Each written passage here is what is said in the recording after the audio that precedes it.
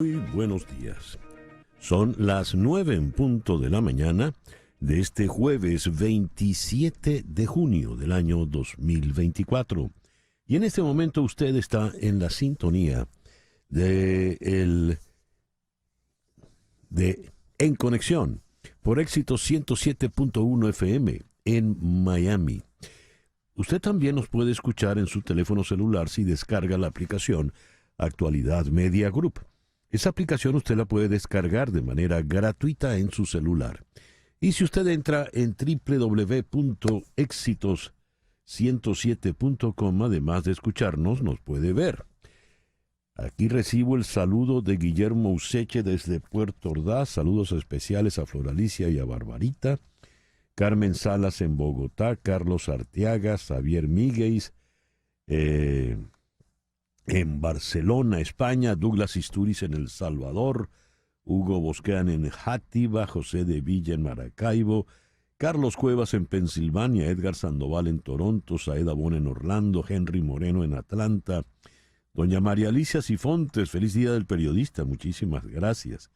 Jesús Reyes, desde Austin, en Texas, Jenny Colmenares, en Panamá, celebrando el pase a cuartos de final de la Vinotinto. Gerardo Serrao en El Doral, Dan Bento en Winter Garden. Juan Bautista González celebrando a la Vinotinto en Caracas. Edgar Bravo en Madrid. Nelsa Vivas, que nunca nos dice dónde está. José Enrique Mendoza en Margarita. Saluda a la colega Jennifer Hrastoviak. Elías Acevedo en Ciudad Bolívar.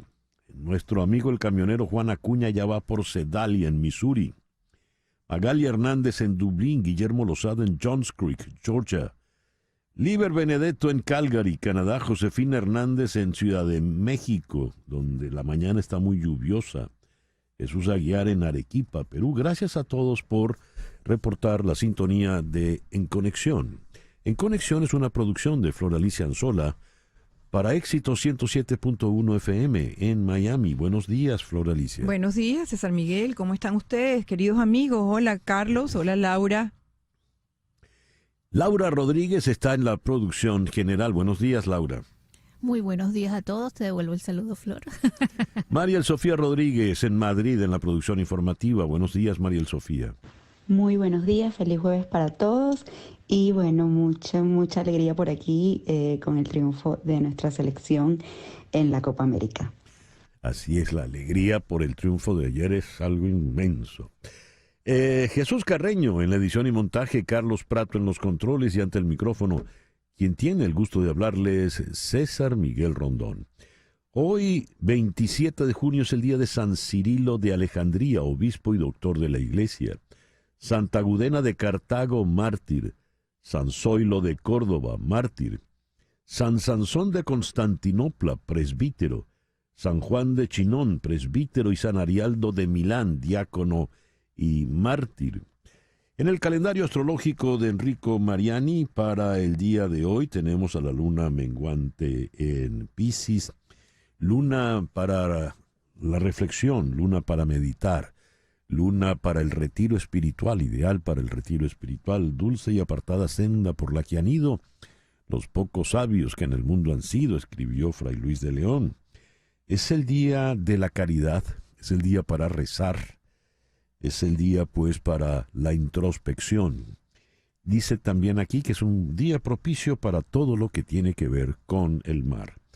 Luna menguante en Piscis, sol en Cáncer, este jueves 27 de junio del año 2024.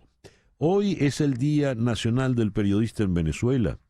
Se conmemora porque fue tal día como hoy, en 1818, Simón Bolívar inauguró junto a Juan Germán Rossio y Cristóbal Mendoza el periódico El Correo del Orinoco. Y pues entonces se celebra, en función de esa fecha, de esa efeméride, es el Día del Periodista en Venezuela. Es el Día de las microempresas y las pequeñas y medianas empresas. Felicitaciones pues a todos los microempresarios y emprendedores. Día Internacional de las Personas Sordociegas. La sordoceguera es una discapacidad que sufre un porcentaje bajo de la población mundial, que consiste en una condición que afecta de forma severa tanto la visión como la audición de quienes la padecen y que por lo general limita de forma considerable sus vidas. Es el Día Mundial del Microbioma. Microbioma está referido a los microorganismos, virus, hongos y bacterias, sus genomas que se encuentran en el ambiente y en los seres vivos constituyéndose en su hábitat. Cada hábitat que alberga comunidades de microorganismos se denomina microbioma. El programa que hemos preparado para el día de hoy lo vamos a iniciar en La Paz con el politólogo boliviano, el doctor Marcelo Arequipa. ¿Qué ocurrió ayer con ese extraño golpe de Estado en contra del gobierno del presidente Luis Arce?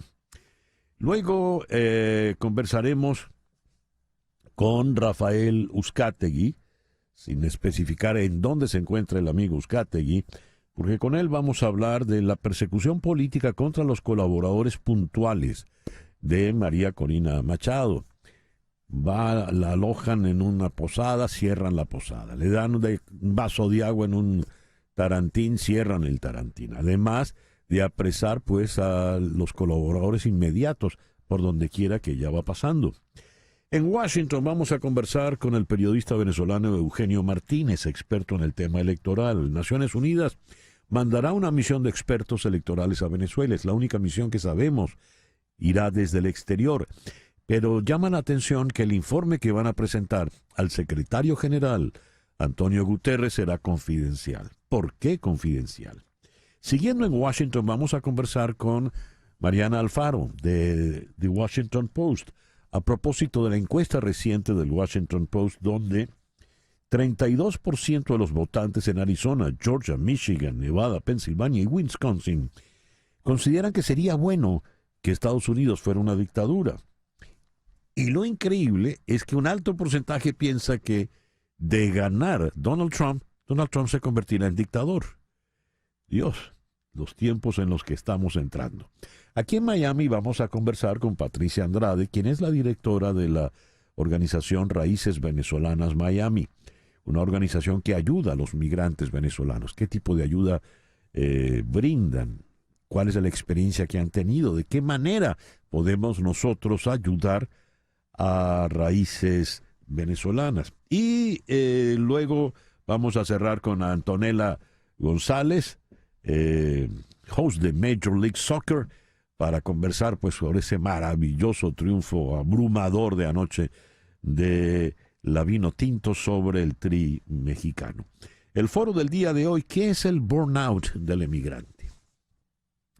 Así es como el síndrome de burnout afecta de manera particular a muchos de quienes emigran. ¿Cuál es la diferencia entre el burnout y el síndrome de Ulises? ¿Cuáles son las características de esta afección psicológica que tiene el migrante?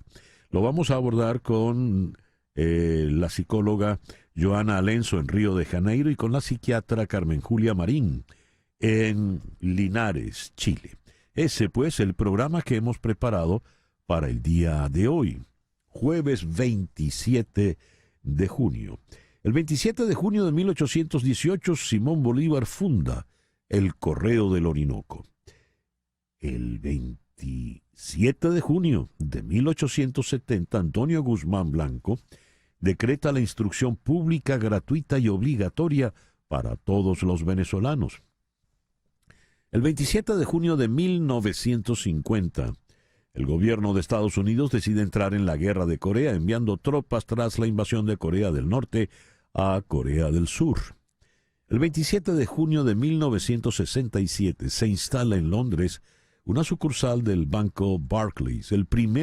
Allí, en esa sucursal del Barclays en Londres, se instala el primer cajero automático de la historia. Fue inventado por el británico John Sheffer Barron y comercializado por la firma británica de LaRue.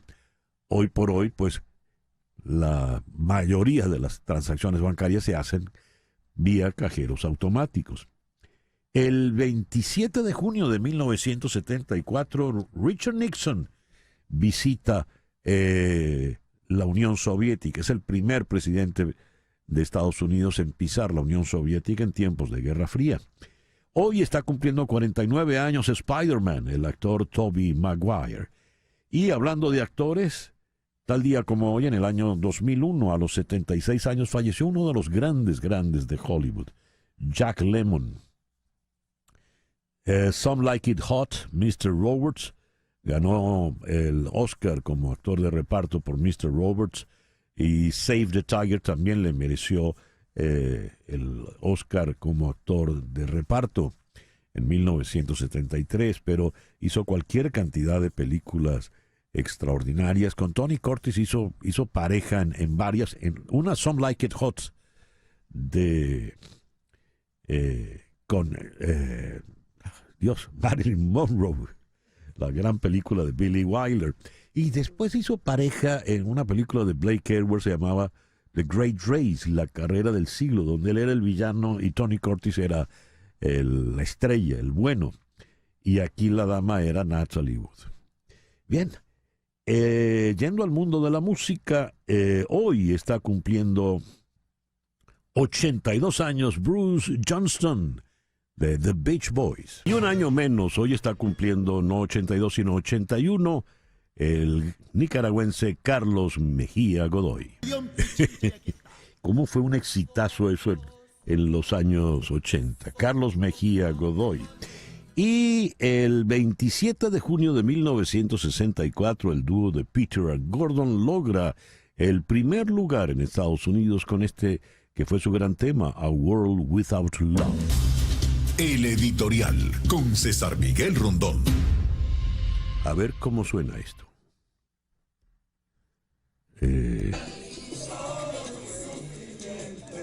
A ver otra vez. Esto es el canto de Llorarás, interpretado por los muchachos de la Vino Tinto, celebrando en el Clubhouse, yo no sé cómo se llamará eso, en el Dogout, en el camerino, pues, del estadio, una vez que derrotaron a México. Llorarás y llorarás sin nada que te consuele.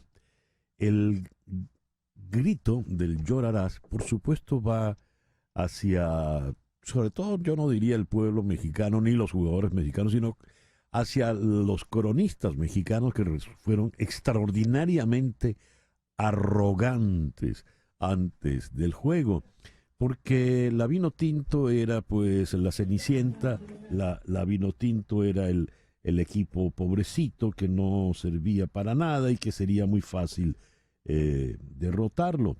El diario diario deportista en México, ayer había titulado, el diario de los deportistas, había titulado ayer, con la cara de Darth Vader, yo soy tu padre, que es como Darth Vader le decía, I am your father. Bueno, yo soy tu padre, le decía la Tri, que es como le dicen al equipo mexicano, a la Vino Tinto. Hoy esto no pide disculpas, sino que dice negro panorama. México sufre su primera derrota en la historia ante Venezuela y complica su pase en la Copa América, luego de que Orbelín falló el penalti del empate.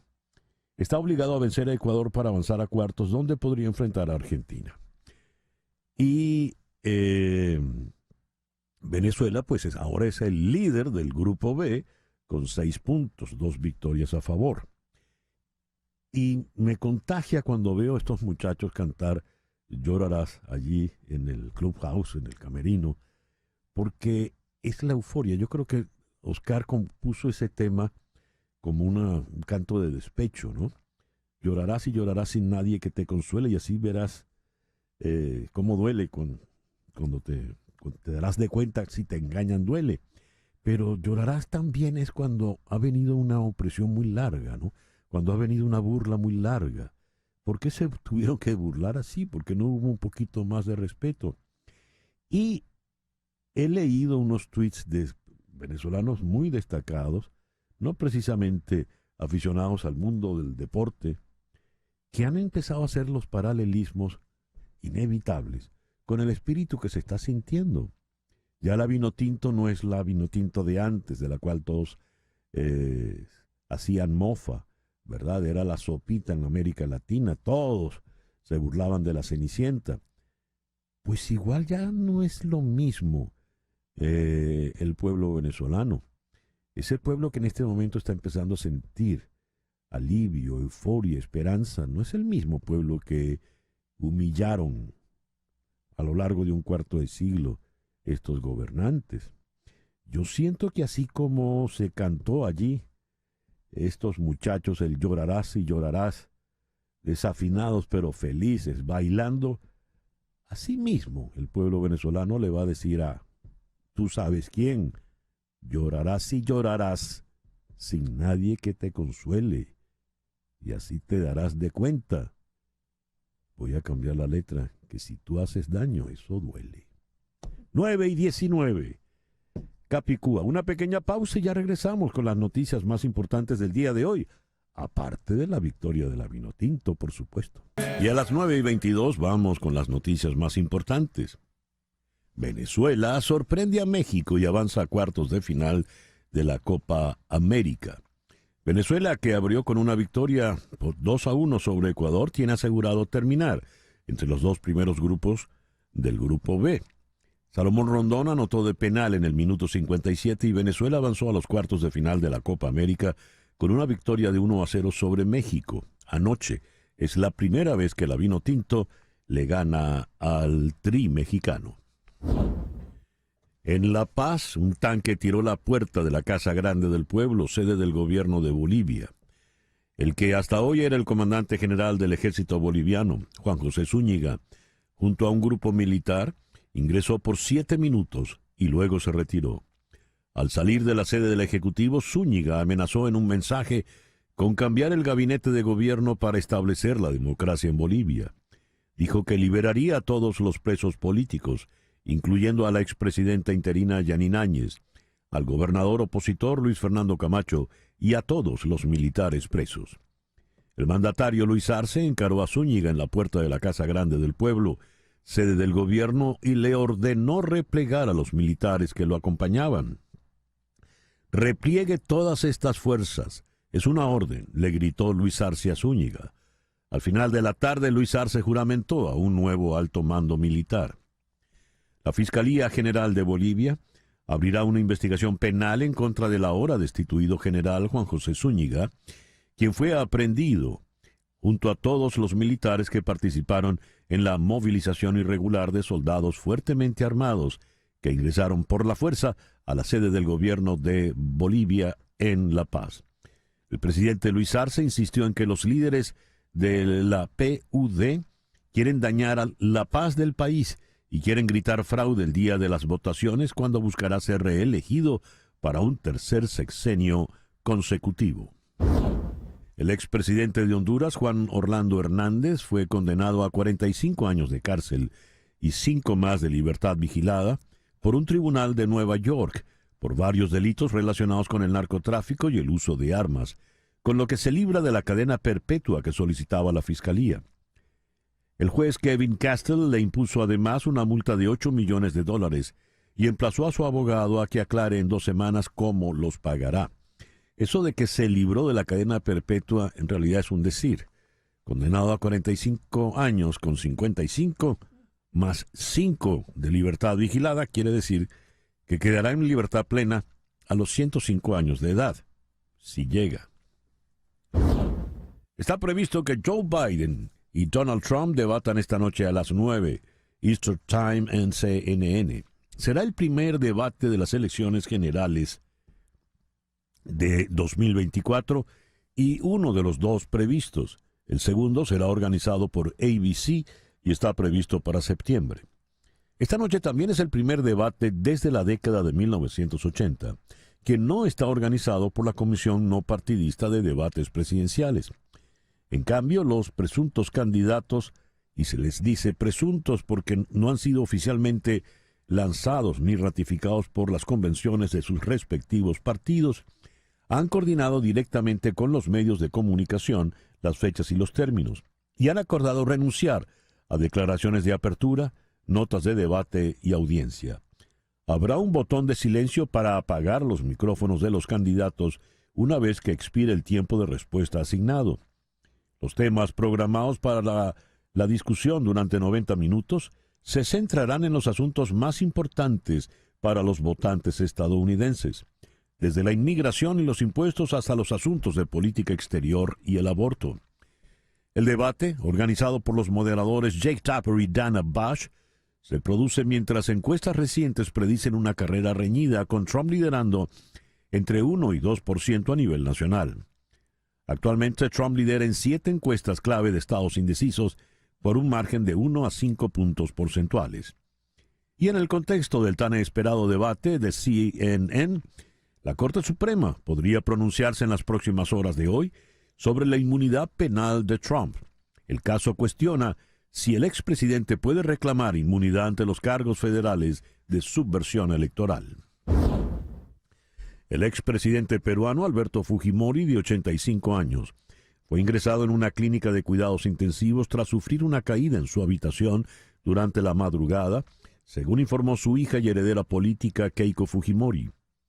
Cito: "En horas de la madrugada mi papá tuvo una caída en su habitación. Los primeros exámenes presentan una fractura en la cadera.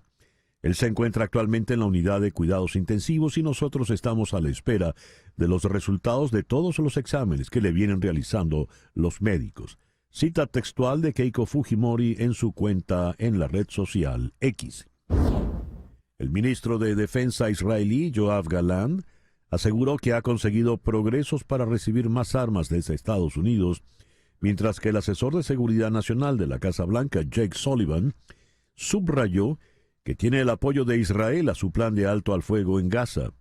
El contraste en las conclusiones de esta reunión de alto nivel, que cierra la visita de 3 días de Gallant a Washington, pone en evidencia el difícil entendimiento entre los dos aliados tras casi 9 meses de ofensiva ininterrumpida en Gaza, con más de 37,000 muertes civiles.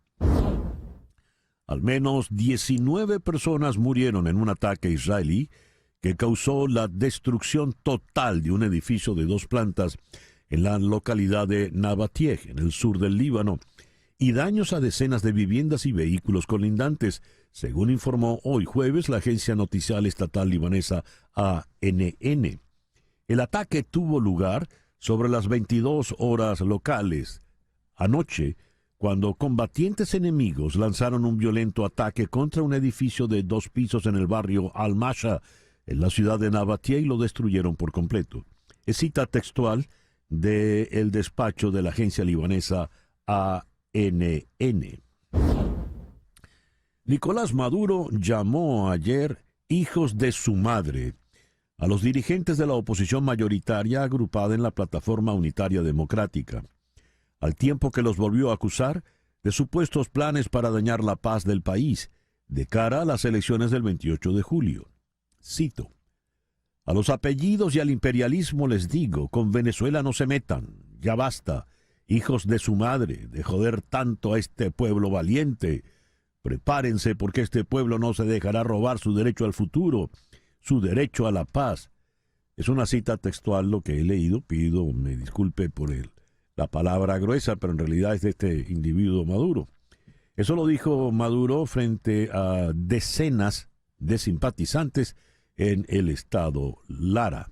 Decenas, se entiende, pueden ser 20 o 30. María Corina Machado viajó a zonas de los Andes que no visitaba un candidato presidencial desde finales de los años 60. En todo el altiplano, los lugareños le entregaron regalos y pidieron el regreso de sus familiares migrantes. Increíbles caravanas de motorizados, multitudinarias concentraciones y desbordadas demostraciones de afecto y esperanza en Santo Domingo, Mucuchíes, Mérida, Huaraque, El Vigía, San Cristóbal. En los Andes, sumándose a la emotividad que ha caracterizado sus giras, varios merideños, un niño con su padre en Chile o un adolescente con toda su familia en el extranjero, por ejemplo, le suplicaron entre lágrimas a Machado el regreso de sus familiares. Luego, María Corina se dirigió a Guaraque, encontrando un cartel que decía "Hasta el final", colocado por habitantes del páramo en una montaña, para visitar los pueblos del sur del estado, la zona de más difícil acceso en los Andes venezolanos. No había sido visitado por un candidato presidencial desde Rafael Caldera a finales de los años 60.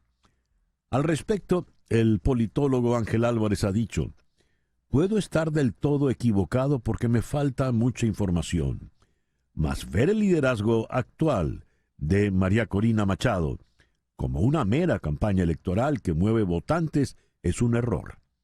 Permito recordarle a que piense distinto que María Corina Machado no es candidato y su apoyo no es meramente electoral".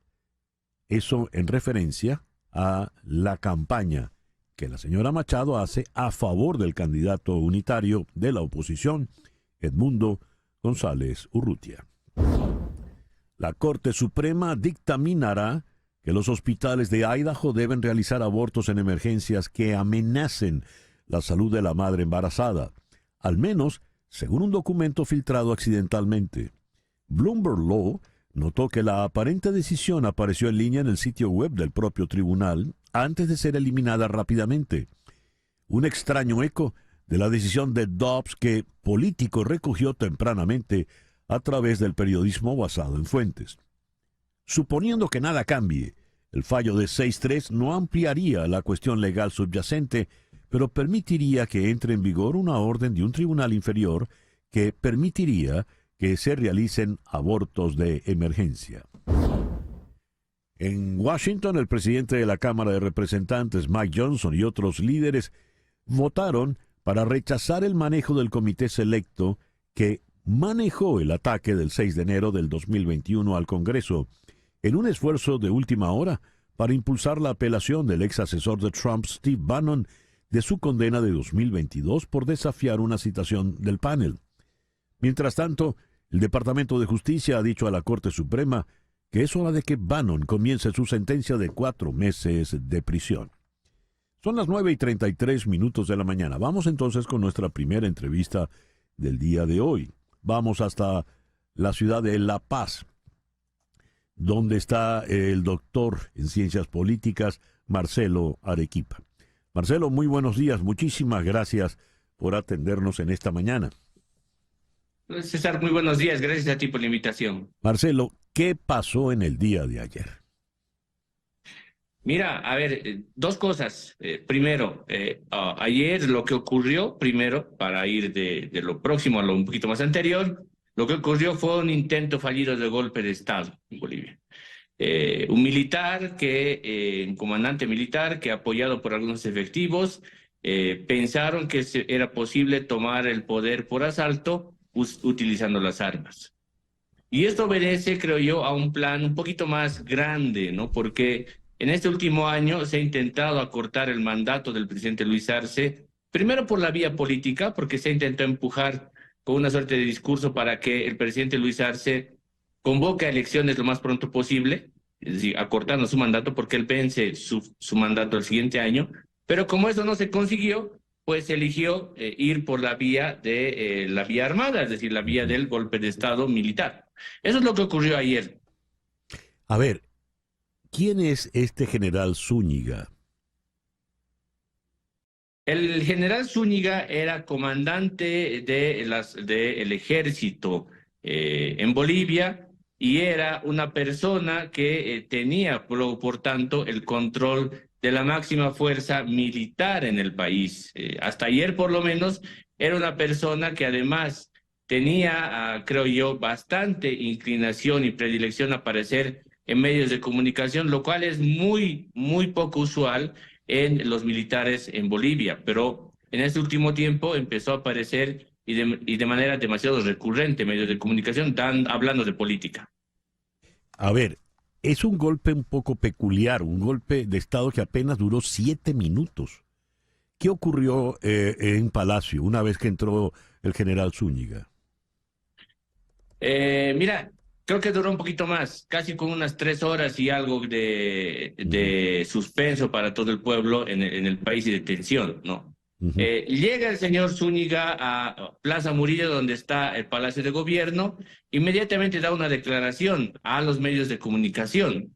Su declaración es que él empezaría a liberar a los presos políticos bolivianos, es decir, a gente política que hoy día está detenida y que está purgando una pena. Entra al Palacio de Gobierno, se resiste a desmovilizar sus tropas porque el presidente Luis Arce se lo pide, y él se resiste a desmovilizar sus tropas, y además, acto seguido, el señor Zúñiga dice, vamos a posesionar a un nuevo gabinete de ministros. Entonces ya eso claramente tenía que ver con todo menos con una visita, digamos, si quieres, protocolar a Palacio de Gobierno. Sale de ahí con un cruce verbal muy fuerte de Palacio de Gobierno con el presidente Luis Arce, y el presidente Luis Arce, acto seguido, lo que hace es volver a Palacio de Gobierno y posesiona de manera inmediata a un nuevo alto mando militar.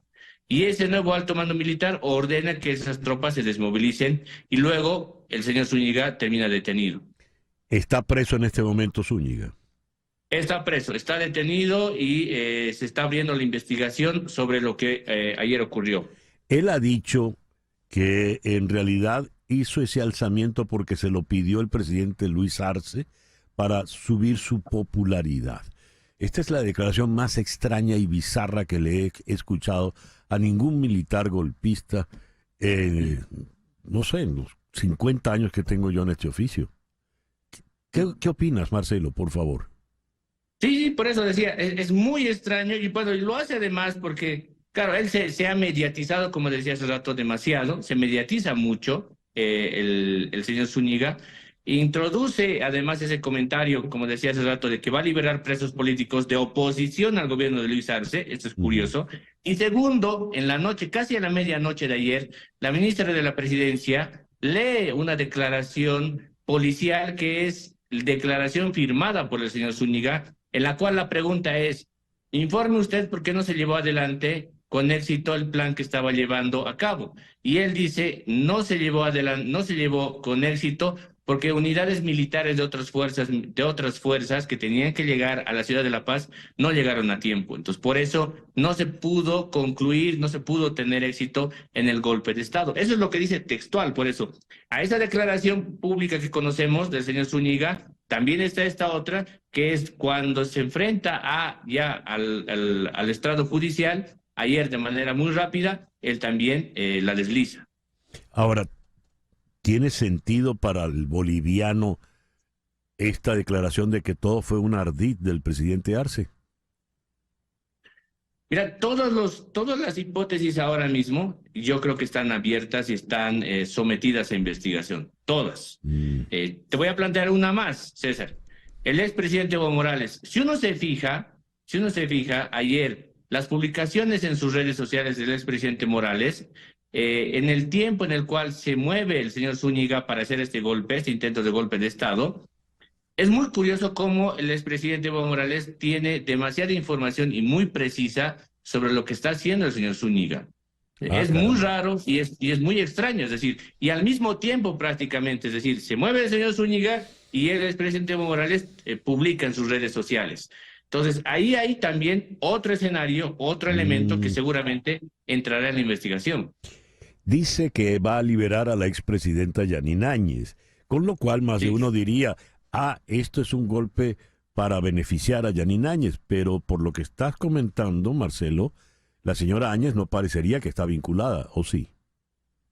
No, por eso es que aquí hay un discurso que es muy extraño y que tiene que terminar por eso de velarse y de investigarse en profundidad de lo que ayer hizo el señor Zúñiga con ese intento de golpe de Estado. El levantamiento militar, sea el que sea, creo que no tiene otro nombre más que golpe de Estado, ¿no? Por supuesto.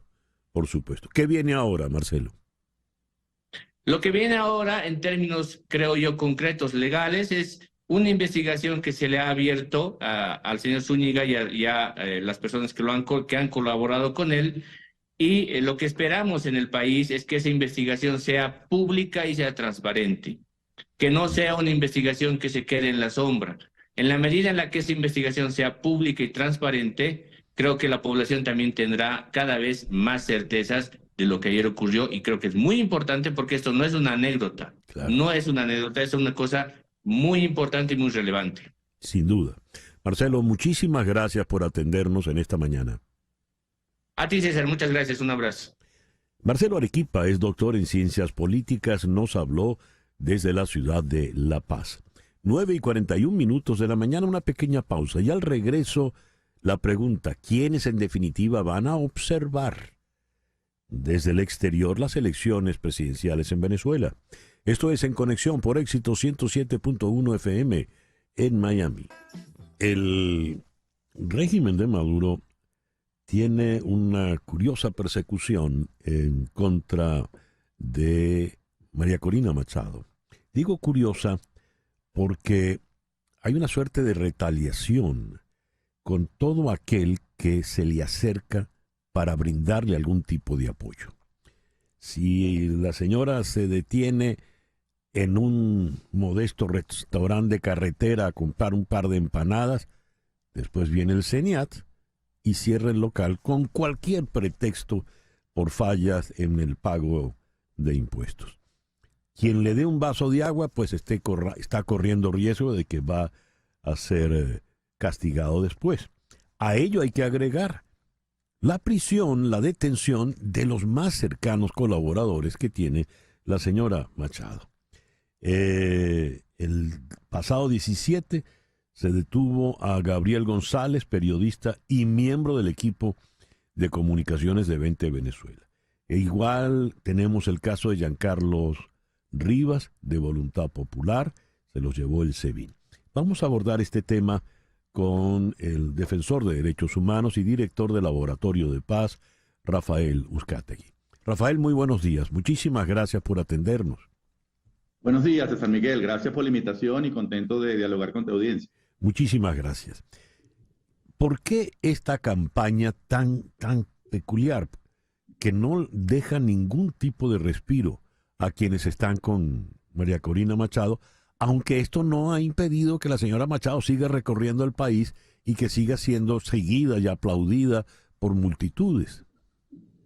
Sí, efectivamente, César Miguel, la estrategia actual de las autoridades contra la campaña de Edmundo González tiene dos grandes tácticas, ¿no? La primera de ellas es intentar erosionar la legitimidad de esa propuesta, y a eso responde toda esa campaña de desprestigio, todos los anuncios que hace el gobierno sobre estos planes, bueno, oscuros de todo tipo, ¿no? Erosionar la legitimidad y que esa criminalización permita, avale la posibilidad de cualquier sanción contra el candidato o sanción contra esa opción política. Y en segundo lugar, a lo que responden los 17 casos que hemos diagnosticado hasta ahora de sanciones contra quienes suministran bienes y servicios, tiene que ver con el deseo de aumentar, de generar ineficacia en la manera en que la campaña se viene desarrollando, ¿no? Y es por eso que se apunta precisamente a miembros clave de la logística, del área comunicacional, del área operativa, que han hecho posible, digamos, estos recorridos tan impresionantes que se han dado hasta ahora, ¿no? Entonces,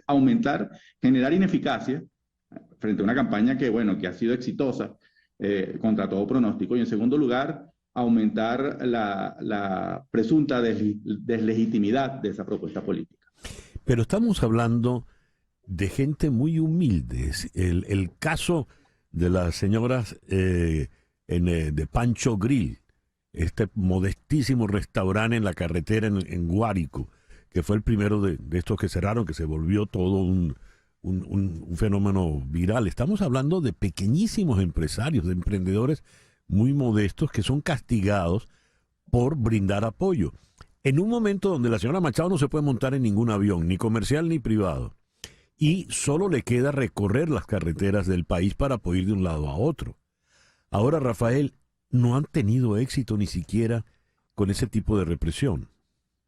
No lo han tenido, y eso responde, aunque la principal razón para la esperanza, para la alternativa democrática, es la rebelión actual de lo que antes era la antigua base electoral del oficialismo, que hoy es la que recibe a María Corina Machado en las zonas rurales, que recordemos eran territorios en donde la propuesta bolivariana pues ganaba todos los procesos electorales. Así que hoy era precisamente esas personas que en el pasado tuvieron expectativas con el proyecto chavista los que hoy quieren generar un cambio, y lamentablemente es a esos sectores humildes los que se dirigen este tipo de represalias que, como tú dices, han sido ineficaces porque más bien han generado el efecto contrario.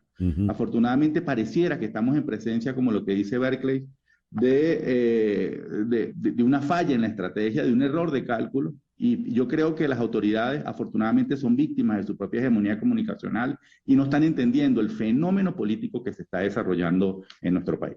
No están entendiendo el fenómeno político. ¿Cuál es ese fenómeno político, Rafael? Ya apuntaste, esos señores eran el chavismo de antes. ¿Ellos qué son ahora? ¿Cuál es ese fenómeno político? Bueno, María Corina Machado está representando las aspiraciones de la gente. Fíjate que ella le ha dado un lugar privilegiado a la migración en su discurso.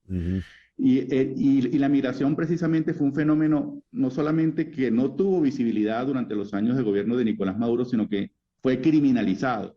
Nuestros migrantes han sido estigmatizados permanentemente por el discurso oficial. No tuvieron un espacio en los discursos públicos, y es precisamente María Corina Machado la que le ha dado esperanza, le ha dado la posibilidad de la reunificación familiar, y eso, digamos, ha conectado muy bien con un fenómeno que, como tú sabes, afecta directamente a 8 millones de personas. Así que, bueno, ha sido, digamos, algo de las virtudes comunicacionales de la campaña, que ha logrado generar esa empatía con amplios sectores de la población. Fíjate las reacciones que genera. No solamente ella lo está ofreciendo, ella lo está encarnando, esa posibilidad de la reunificación familiar, y digamos, también representa todos los valores de la clase media venezolana, que hoy pareciera que son las aspiraciones de los sectores populares. Ya, digamos, esa consigna antigua de que ser pobre, de que ser rico es malo, ya no está comunicando, ya no está moviendo nada, sino que más bien son las demandas que tiene la gente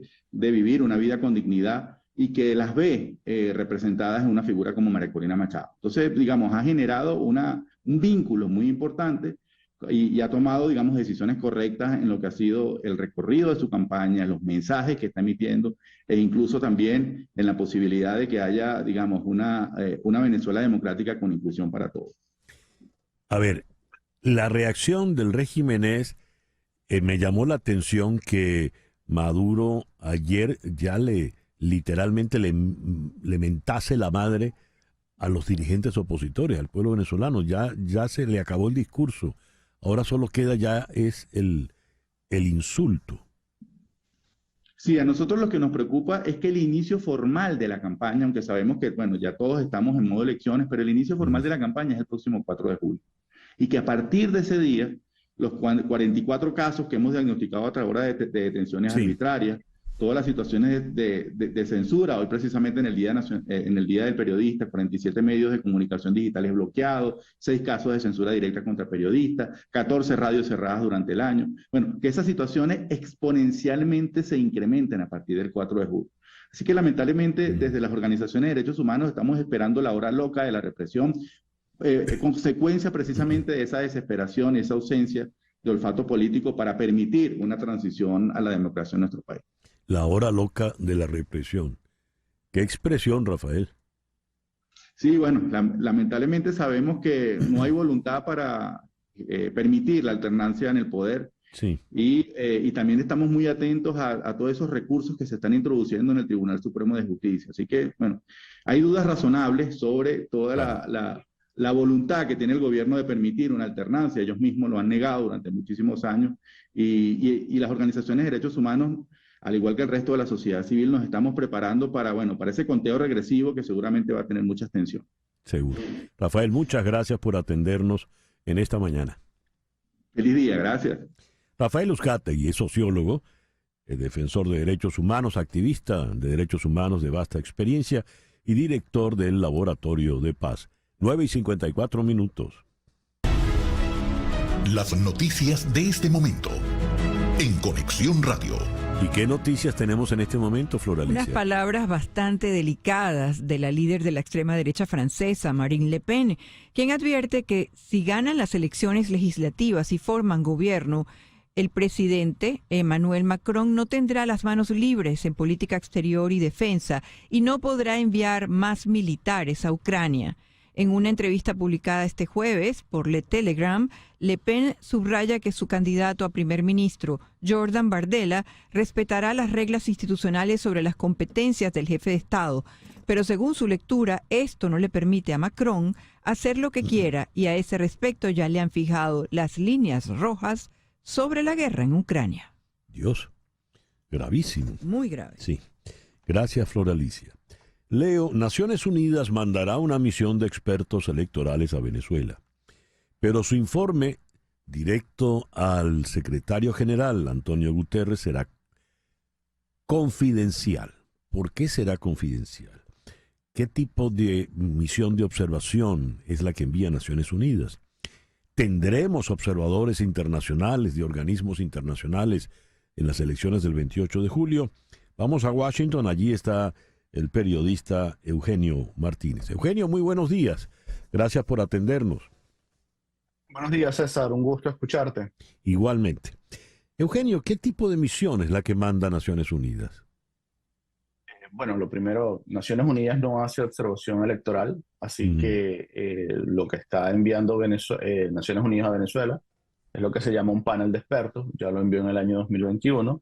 El panel de expertos es a decisión discrecional del secretario general de Naciones Unidas, así que los informes que genera este panel de expertos, como ya fue en el año 2021, o como ha sido en cualquier país en donde se despliegue un panel de expertos, son de uso exclusivo del secretario general. El secretario general es el que decide si los divulga o hace público el contenido del informe o no.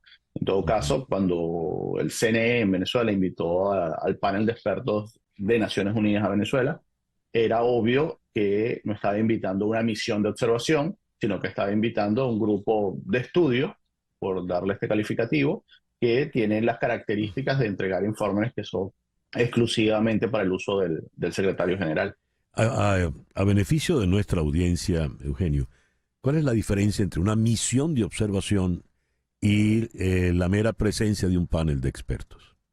Bueno, pongamos el ejemplo de lo que se pretendía que iba a ser la misión de observación internacional de la Unión Europea. Una misión de observación internacional de la Unión Europea tenía que tener presencia en un número significativo de centros de votación durante la jornada electoral, tenía que tener libertad de movimiento en el país, tenía posibilidad de hacer declaraciones a los medios cuando lo considerara pertinente y evidentemente hacer públicas sus observaciones, conclusiones sobre el evento electoral.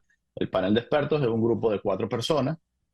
Básicamente lo que hacen es un monitoreo a distancia de la jornada de votación, por decirlo de esa manera, desde Caracas. Monitorean el resto del país y sus observaciones se centran más, como va a ocurrir con el caso del Centro Carter, en un análisis general del proceso, pero van a tener que centrar los insumos que tengan para valorar la jornada de votación como tal en el trabajo que hagan los observadores nacionales. Dicho esto, hay que advertir que 27 de junio, mientras hablamos, el CNE todavía no ha confirmado la presencia de organizaciones de observación nacional de trayectoria para observar elecciones, para monitorear elecciones. A ver, ¿cuáles son las que ha certificado o de las que ha informado el CNE? Bueno, en este momento en las auditorías, por ejemplo, participan el panel de expertos electorales de Latinoamérica, el CELA, el Consejo de Expertos Electorales de Latinoamérica, que es un grupo que nació en el año 2004 a instancias del gobierno venezolano. Participan autoridades electorales de la Unión Africana, participan técnicos que más que hacer evaluación del sistema electoral, lo que hacen es acompañamiento político al gobierno venezolano en el proceso. En realidad, al día de hoy, en las auditorías al sistema automatizado, que es tal vez lo más importante en este momento, están participando los técnicos acreditados por los partidos políticos y algunos observadores nacionales, pero a distancia, no están presencialmente en las salas de auditoría del Consejo Nacional Electoral. Bueno, infiero de tus palabras, Eugenio, que se trata de una suerte de comparsa muy afecta al régimen, la que va a estar allí en esta observación entre comillas. Ahora, ¿no habrán otros sectores no tan cercanos al régimen que puedan tener observación como tal? Bueno, solamente los técnicos acreditados de los partidos políticos, que son los que participan en las auditorías, y las organizaciones de observación nacional en el pasado han hecho veeduría electoral. Sin embargo, insisto en el punto que a la fecha el CNE no ha ratificado la participación de estas organizaciones de observación nacional. Entiendo que se está negociando con el Consejo Nacional Electoral que agilice el proceso de acreditación de estas observaciones, de estas misiones de observación, porque en buena medida las conclusiones que se tengan sobre el evento del 28 de julio va a depender del trabajo independiente que hagan las misiones de observación nacional, en vista que Centro Carter y Panel de Expertos de Naciones Unidas van a tener una mirada muy limitada del proceso electoral. Tan limitada que podríamos decir que no va a haber observación internacional, ¿o es exagerado afirmar así? No va a haber observación internacional electoral en el sentido amplio del término. Va a haber organizaciones que van a poder valorar algunas partes del proceso, algunas incidencias del proceso, pero observación internacional en el sentido estricto del término no. Ya. Eugenio, muchas gracias por atendernos en esta mañana. Un gusto, César. Un abrazo. Eugenio Martínez, periodista dedicado a la política y a las elecciones, como él mismo se define, nos habló desde Washington. Una pequeña pausa y ya regresamos en conexión con nuestro foro en el día de hoy. ¿Qué es el burnout del inmigrante? ¿Qué es el burnout del inmigrante? El término burnout mental, se traduce como agotamiento. ¿Qué significa entonces el agotamiento del emigrante? En primer lugar, habría que definir qué es el emigrante, cómo entendemos el emigrante y cuáles son los síntomas de ese agotamiento. Ese es el tema que vamos a tocar en la mañana de hoy. En Río de Janeiro está la psicóloga clínica Joana Alenzo. Joana, muy buenos días. Buenos días. Muchísimas gracias por estar con nosotros. Gracias a ti por la invitación, César Miguel. Y en Linares, Chile, está la médico psiquiatra, la doctora Carmen Julia Marín Rodríguez. Carmen Julia, muchísimas gracias por acompañarnos de nuevo en el programa. Muy buenos días, César Miguel. Muchísimas gracias nuevamente por la invitación. A ver, ¿qué entendemos por burnout y puntualmente por burnout del emigrante? Vamos a comenzar con Joana. Bueno, a ver, el burnout se refiere generalmente a las condiciones laborales y es un síndrome de agotamiento en donde la persona siente que ha estado expuesto durante muchísimo tiempo a mucho estrés, a condiciones un poco adversas y se siente muy agotado, desmotivado, apático en algunos casos, siente que hace mucho esfuerzo y no está logrando ver resultados.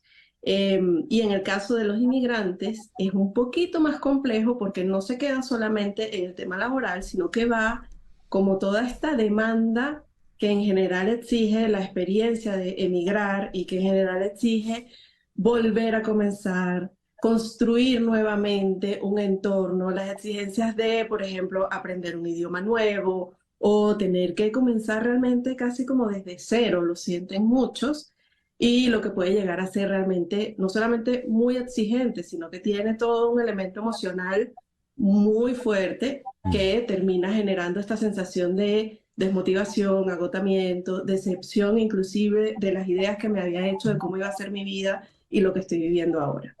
Me gustaría oír tu impresión, tu aproximación, Carmen Julia, por favor.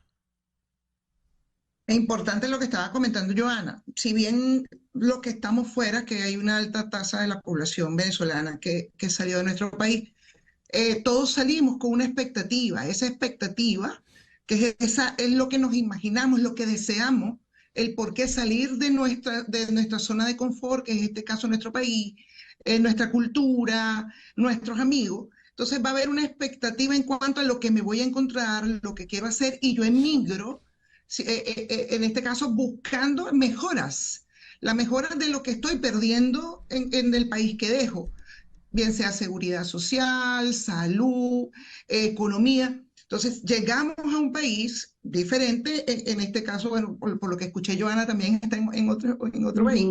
Entonces a encontrarnos con otra cultura, con este choque cultural donde sentimos, por lo menos los que emigramos inclusive de manera formal y manera legal, Entonces, es el estrés que genera, estoy en un país distinto, ¿cómo me voy yo a vincular con los otros? Lo dije en una entrevista, es decir, ¿qué palabra digo que no vaya a significar aquí de pronto una barbaridad o una grosería? ¿Cómo soy aceptada? ¿Okay? Y la misma expectativa que se genera en la persona que nos recibe, el país que nos recibe. El estrés de, por lo menos en mi caso, que dentro de todo y como creyente, gracias a Dios, pude inclusive entrar en mi profesión. Entonces, pero el estrés que genera, tengo que tener los documentos a tiempo, cómo voy a ejercer mi profesión, es decir, cómo me vinculo con el paciente y que me entienda, porque de verdad que hay pacientes que se le quedan uno mirando y dicen como, ¿qué está diciendo? Yo tengo no, es que me pasó, fíjate, esto fue una anécdota, la primera semana de trabajo, allá nosotros en Venezuela trabajamos haciendo el récipe y hacíamos las indicaciones. Aquí se entrega solamente el récipe, la receta, y entonces yo le entrego al señor las indicaciones y le entrego, tome señor, aquí tiene las indicaciones, y me mira así, y le digo, bueno, aquí tiene pues una chuleta. Y el señor me pone los ojos así, y yo, ¿qué dije? ¿Okay? Y significa que chuleta, más allá del corte de carne, es una patada. Yo, ya va, ¿cierto? Entonces, es una patada, exacto. Entonces le expliqué, no, que cuando se copia, es un torpedo.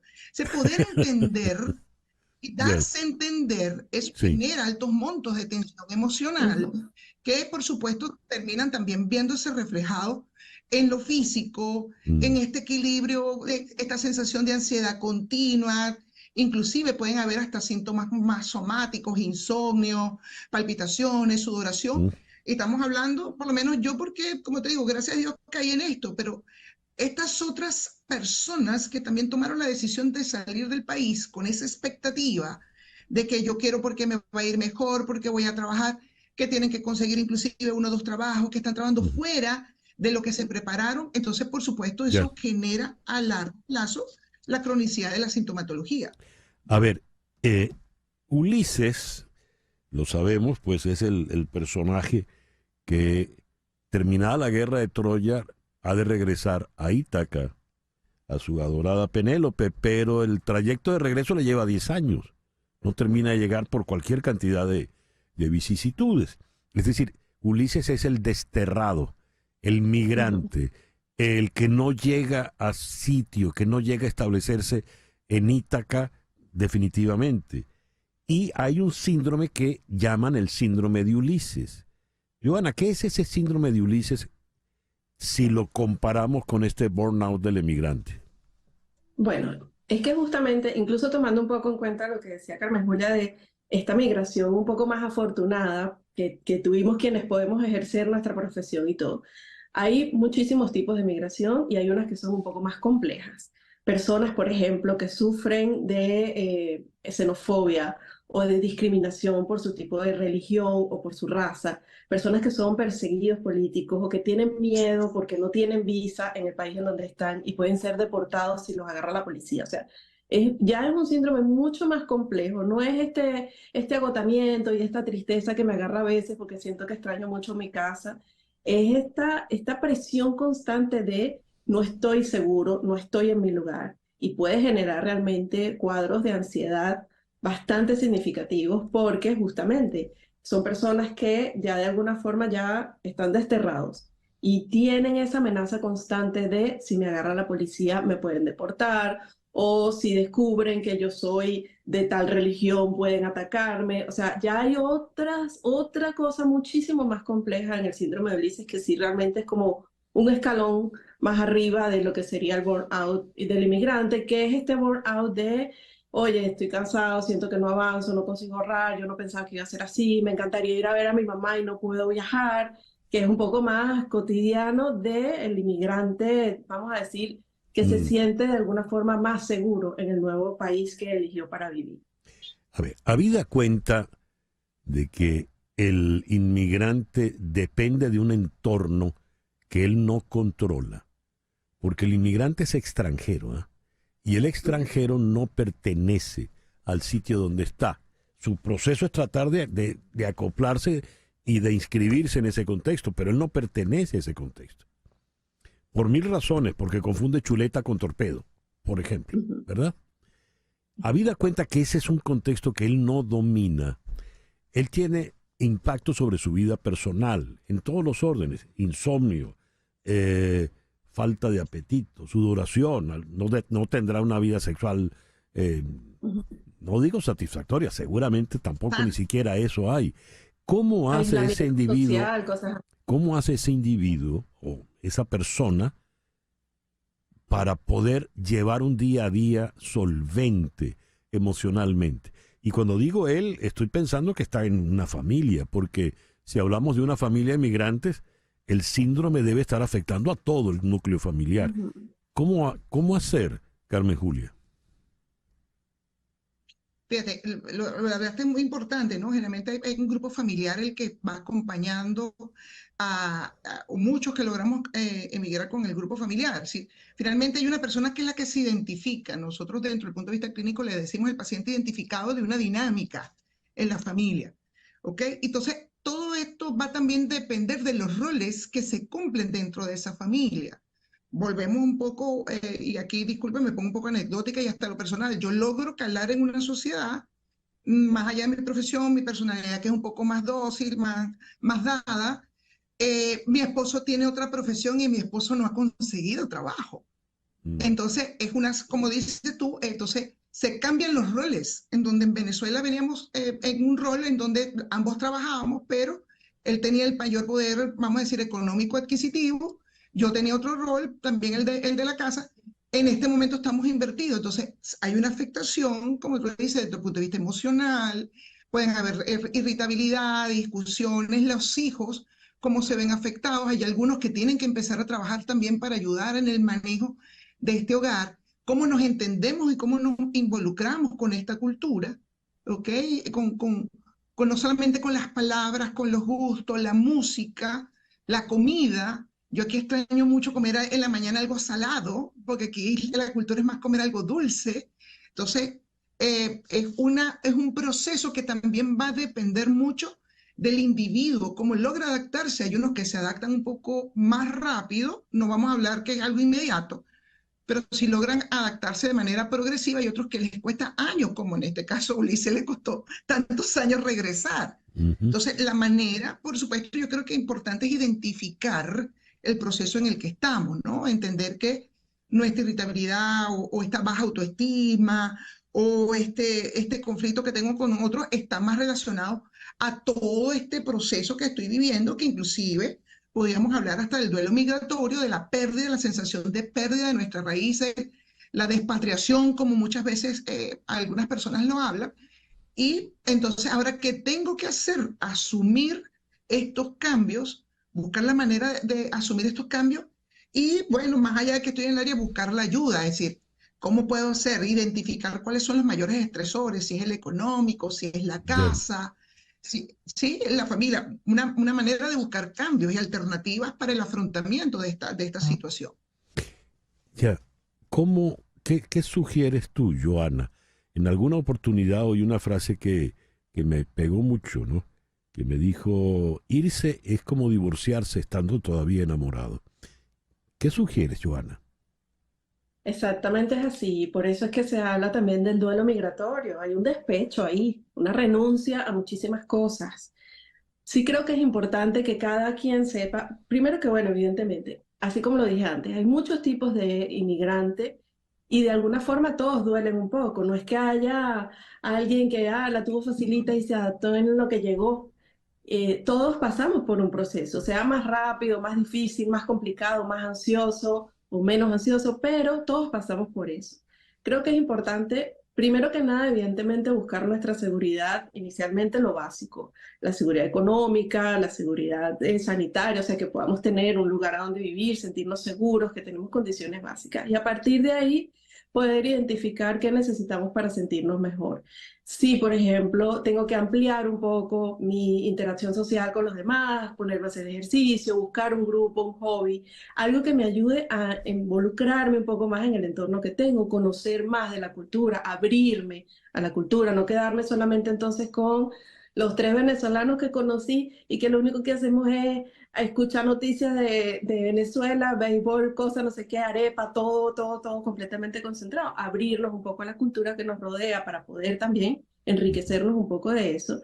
Evidentemente, yo no puedo evitar recomendar siempre evaluar la pertinencia de la psicoterapia, porque, bueno, sí, hay momentos en los que uno necesita hablar con otro que además entienda el proceso que tú estás atravesando, que pueda saber, principalmente además quienes están solos, que suelen pasarla un poquito más duro, porque, bueno, es complicado estar solo en otro país, no conocer a nadie, pero sí creo que es importante que uno, primero, garantizar lo básico, es decir, casa, comida, trabajo, o sea, que podamos mantenernos y estar seguros.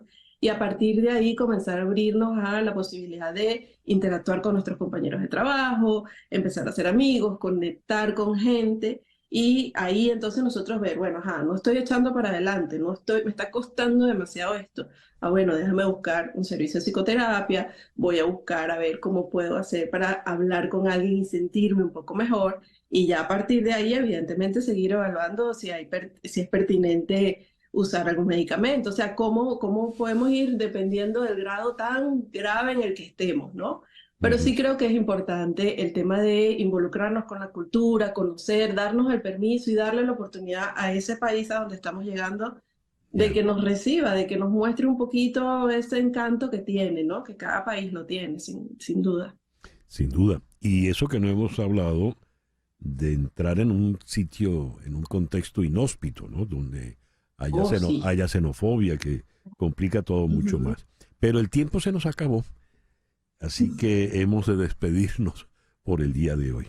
Muchísimas gracias, Joana. Gracias a ti, César Miguel. Y muchísimas gracias, Carmen Julia. Gracias a ti, César Miguel. Gracias a tu equipo. Joana Alenzo es psicóloga clínica en Río de Janeiro y Carmen Julia Marín Rodríguez es médico psiquiatra en Linares, Chile.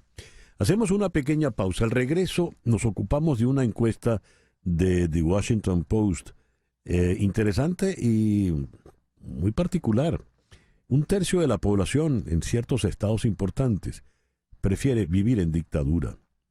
Y un número importante considera que si Donald Trump gana, pues será un dictador.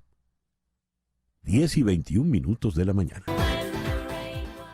32% de los votantes en Arizona, Georgia, Michigan, Nevada, Pensilvania y Wisconsin consideran que sería bueno que el país fuera una dictadura.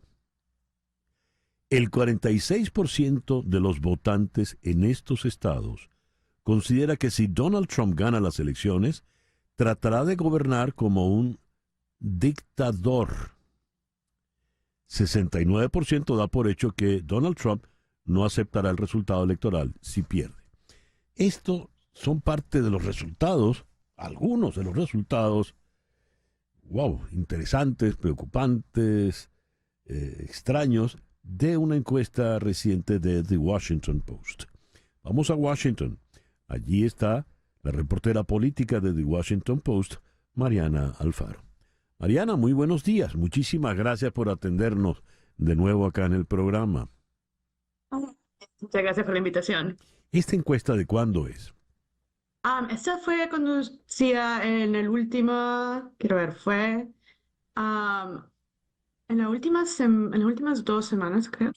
No, fue al final, sí, fue abril y en mayo, pero lo publicamos hace 2 días. Sí, una encuesta muy reciente. Súper reciente. Súper reciente. Sí. ¿Y qué reacción tuvo entre ustedes allí en la redacción cuando conocen estos resultados en el país de la democracia más sólida y emblemática del planeta? 32% de unos encuestados dicen que preferirían una dictadura. ¿Cómo interpretaron eso? Bastante impactante, la verdad, estos resultados. O sea, siempre se ha sentido esta idea que cuando hablamos con los votantes, cuando hablamos con el público americano, especialmente los que apoyan al presidente Trump, ¿no? Que hay mucha mala información, hay poco entendimiento de cómo funciona una democracia tan grande como Estados Unidos, pero siento que con esta data, con estos números, podemos entender que realmente Lo que ha hecho el presidente Trump en la conciencia política americana es bastante impactante. Es esta idea, es un populismo, ¿no? Lo siguen ciegamente y realmente lo que él dice es la ley para bastantes de sus seguidores, bastante de la gente que lo apoya, y creo que eso lo podemos empezar a ver ahorita con estos datos. O sea, ¿quién diría que hace 20 años veríamos un 33% de americanos diciendo que tal vez apoyarían una dictaduría? O sea, esto es Estados Unidos, un país que realmente ha peleado dictadurías alrededor del mundo. Entonces, siento que ha habido un shock realmente solo en cómo se entiende el sistema democrático de Estados Unidos después de Trump, porque él realmente ha hecho un impacto tan grande que no he visto ningún otro político lograr antes. Fíjate, Mariana, 32% en Arizona, Georgia, Michigan, Nevada, Pensilvania y Wisconsin consideran que sería bueno que el país fuera una dictadura.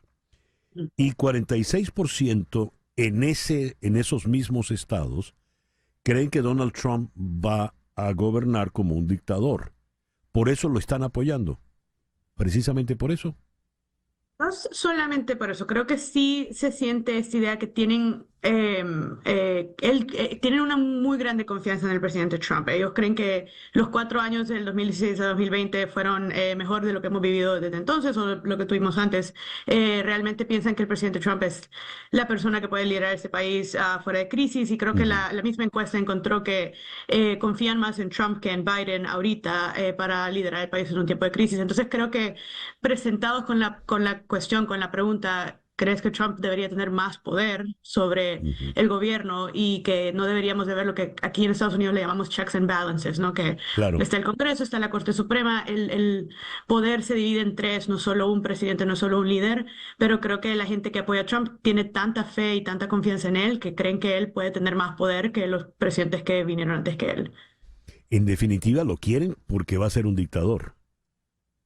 Pues realmente no creo que solo porque tienen la idea de que va a ser un dictador, pero creo que sí quieren establecer que él tenga más poder. Creo que bastante de lo que viene de esta lógica es la idea de que mucha gente no está satisfecha con el trabajo que ha hecho el Congreso, mucha gente no está satisfecha con el trabajo que han hecho tal vez sus gobernadores, probablemente porque también tienen mucha desconfianza en el sistema político de años, ¿no? Siempre piensan que los líderes políticos dejan a la gente atrás. Está esta idea del establishment, que el gobierno no piensa en la gente de clase media, clase baja, que trabaja todos los días y que se le va el dinero en los impuestos. O sea, esta idea de que quieren un gobierno que los respete a ellos, que piensen en ellos, y creo que Donald Trump ha logrado convencerlos de que él es el líder que puede hacer eso, aunque nosotros en práctica sabemos que eso no pasó entre el 2016 y 2020. Sabemos que Trump sí también no pasó muchas leyes que, digamos, fueron muy positivas para la gente clase media, clase baja de Estados Unidos, pero eso no importa cuando estás hablando con esas personas. Creo que sí han logrado creerle a Trump en un nivel que no se ve literalmente en la política de Trump, pero que él sí lo logra exponer en sus rallies y en sus videos y en todas las cosas que pone en Internet. Mariana, hablamos de estos estados puntualmente, pero la encuesta fue más allá, incluyó a otros estados, en todo caso lo que me gustaría saber es cómo se piensa, por ejemplo, en otros estados del país que pasan a ser fundamentales, son los swing states, ¿verdad? Pasan a ser los fundamentales a la hora de una elección que resulte muy cerrada. Pues realmente los swing states, estamos hablando de Wisconsin, Pensilvania, Michigan, North Carolina, Nuevo México. Son estados que realmente la población es tan moderada, pueden votar por republicanos, pueden votar por demócratas. Sí. Cuando ves un estado como California, un estado como Nueva York, estados que sí son más sólidamente demócratas, obviamente no son los mismos números. Ahí todas las personas piensan que el presidente Biden debería ser reelegido, que realmente no deberíamos de convertir a Estados Unidos en una dictadura. Y sí sienten un poco más el impacto de las políticas demócratas porque tienen gobernadores demócratas, tienen senadores demócratas. Cuando vas a estados como Florida, Texas, Mississippi, o sea, todos los estados que son más rojos, realmente el apoyo a Trump ya es sobre, no sé, 60-70%.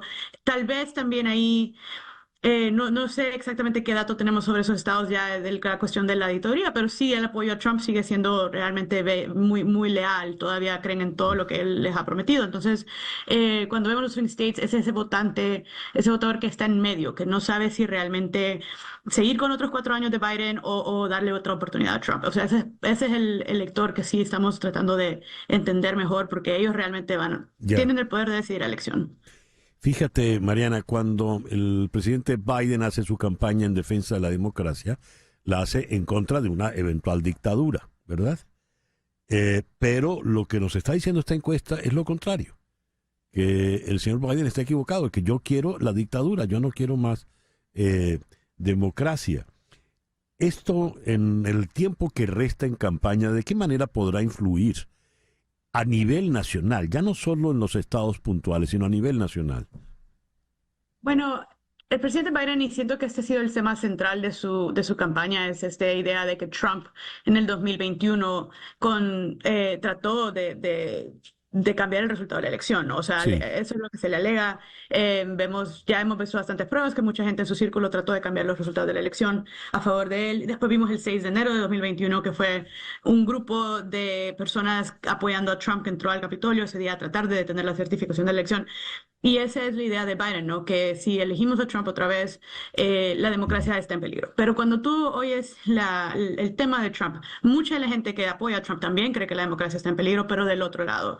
Ellos Ajá. creen que la democracia está en peligro porque se ha visto todas estas investigaciones, todos estos procedimientos criminales, todos estos juicios en el que el presidente Trump ha estado involucrado. O sea, esos juicios realmente están basados en hechos reales, que el presidente Trump sí y su gente sí trataron de meterse con los resultados de la elección.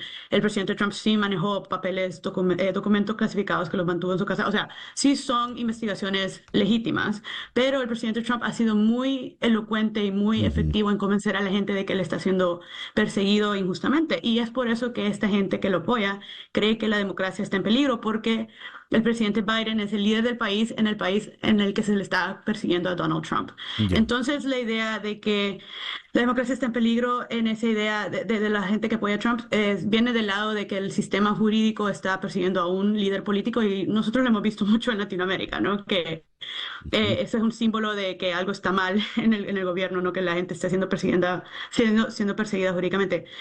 Lo que pasa con todo eso, a la idea regresamos a la idea de la dictaduría. Mucha de la gente que apoya a Trump piensa que si Trump es elegido y se le da más poder, ya no habrían más de estas investigaciones jurídicas Ajá. hacia candidatos políticos. Y yo creo que esa es parte de la razón por la que creen que se le debería dar más poder a Trump.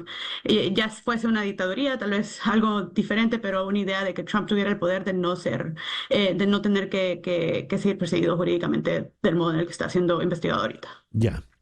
Mariana, muchísimas gracias por atendernos en la mañana de hoy. Gracias. Mariana Alfaro es reportera de la fuente de política en The Washington Post. 10:35. Las noticias de este momento en Conexión Radio. ¿Qué noticias tenemos en este momento, Flor Alicia? Bueno, César, la Corte Suprema ha dado hoy respuesta a una demanda y bloquea el plan de quiebra de Purdue Pharma, que otorga miles de millones para abordar la crisis de opioides en Estados Unidos, pero impediría demandas futuras. La lucha, que involucra al fabricante de OxyContin, ha dividido amargamente a las víctimas de la crisis de los opioides. Algunos dijeron que el acuerdo es la mejor y la única manera de obtener ahora los fondos que se necesitan con urgencia para la recuperación y el tratamiento, mientras que otros dicen que es inaceptable que una familia a la que se culpa de ayudar a provocar la epidemia de opioides pueda escapar de una responsabilidad adicional en los tribunales civiles. Así que tendrá que pagar ahora.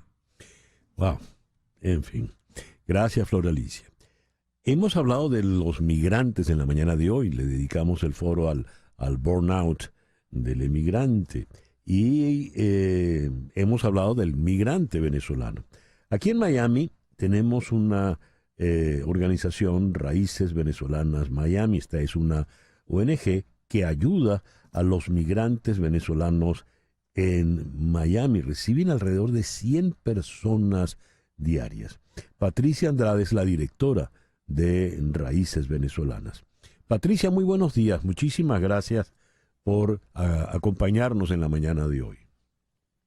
Buenos días, César Miguel. De verdad agradecida, y todos los voluntarios te envían un gran saludo cuando se enteraron de la invitación. Bueno, retórnales el saludo con muchísimo afecto. ¿Qué hace Raíces Venezolanas, Patricia? Nuestra misión es brindar ayuda básica al recién llegado, primeramente venezolano, que llega en situación de necesidad. Como sabes, por la frontera hemos tenido picos altos, como por ejemplo que hay meses que es el primer país que pasa por la frontera, con cifras tan altas como 62,000 por mes. Muchos de ellos, a esto le sumas los que entran a través de programas como el Parol Humanitario o la aplicación CBP One, pero llegan acá al sur, los que llegan acá al sur de la Florida, llegan bastante necesitados. Afortunadamente la casi totalidad llegan donde alguien que los espera, pero sinceramente llegan con lo que tienen puesto y nosotros le proveemos de esa ayuda básica. Es decir, algunos llegan con chancletas y se les provee de los zapatos porque no tienen la ropa que tienen puesta, o 2 franelas y el mismo pantalón. Entonces tú le provees de lo básico para que ellos puedan tener calidad de vida, que es nuestra misión. Cuando tú le das las herramientas a estos inmigrantes de que ellos puedan tener lo básico para arrancar a este país, no solamente los empoderas, los haces útiles para la comunidad, es decir, inmediatamente se integran al mercado de trabajo, le quitas el dolor de cabeza de que no tengo cómo ir a trabajar, mis hijos no tienen esto, en mi casa nos hace falta lo mínimo, ese mínimo nosotros se los proveemos y los hacemos personas productivas, además de darles guías de cómo van a dar estos primeros pasos aquí. Patricia, ¿y cómo funciona Raíces Venezolanas? Esos elementos que, por ejemplo, esos zapatos que le das al que llegó con chancletas, ¿de dónde salieron esos zapatos? Mira, hemos tenido la bendición que todo es donado por la misma comunidad. Toda la comunidad realmente estamos muy agradecidos. Ellos se han abocado, están muy pendientes de todo lo que nos hace falta y se acercan a nuestra sede y nos llevan las donaciones que para ese momento nos hace falta. Si me preguntas en este momento, las carteras de mujer, las mujeres no tienen cartera cuando llegan, aunque no lo creas. Entonces, estamos bajos de cartera de mujer, de zapato deportivo de hombre. Lo que aceptamos son zapatos deportivos porque recuérdate que no tienen zapatos y es lo más básico para arrancar a trabajar. Eso y por supuesto los aportes económicos, porque todo el programa está compuesto por voluntarios. Nadie tiene un salario.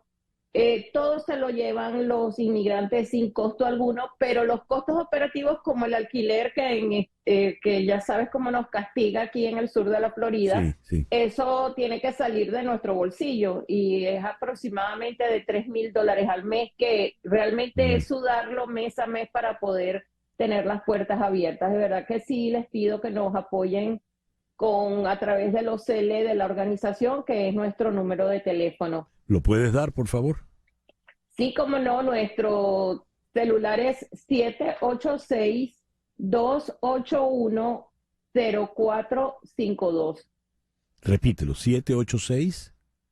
281-0452. Y nos pueden seguir por Instagram, donde van a ver también toda la información. Nuestro Instagram es Raíces Venezolanas Miami. Espero que nos sigan. Y allí ponemos todo lo que en este momento nos hace falta. Como te dije, en este momento nos faltan los zapatos deportivos para hombres y las carteras de mujer.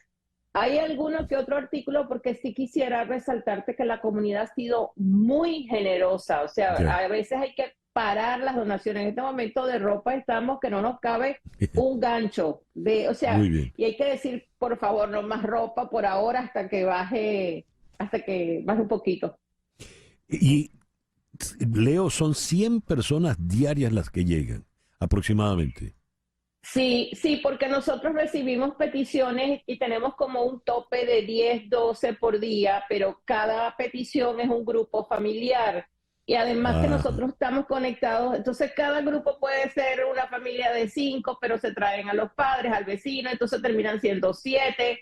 Cuando te das claro. cuenta tienes 100 o más. Y además nosotros estamos conectados con otros grupos que nos remiten inmigrantes que acaban de llegar y se les recibe igual. O sea, nos dicen, mira, estamos mandando 2 familias, nosotros a todos los conocemos cuando están allí.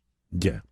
Patricia, muchísimas gracias por atendernos y muchísimas gracias por esta labor maravillosa que llevas tú adelante con todos los voluntarios en Raíces Venezolanas Miami. Repite el teléfono, Gracias a ti. 786. 281-0452. Magnífico. Gracias, Patricia. Gracias. Patricia Andrade es la directora de Raíces Venezolanas Miami. 10:43 de la mañana. Una pausa y al regreso ganó la Vinotinto otra vez. Esta noche a las 9 por TVV Network con Gladys Rodríguez. Gladys va a hablar del primer debate presidencial entre Biden y Trump y también hablará sobre los resultados de las elecciones legislativas en Francia. Un aviso para Macron, puede renunciar, hay negociación. Esos serán los temas para que tratará Gladys Rodríguez esta noche a las 9 por TVV Network. Vamos ahora a hablar de fútbol y de la Copa América que nos ha dado pues alegría tras alegría. Antonella González, host de Major League Soccer, nos acompaña en la mañana de hoy. Antonella, ¿cómo estás? Muy buenos días. Gracias por acompañarnos.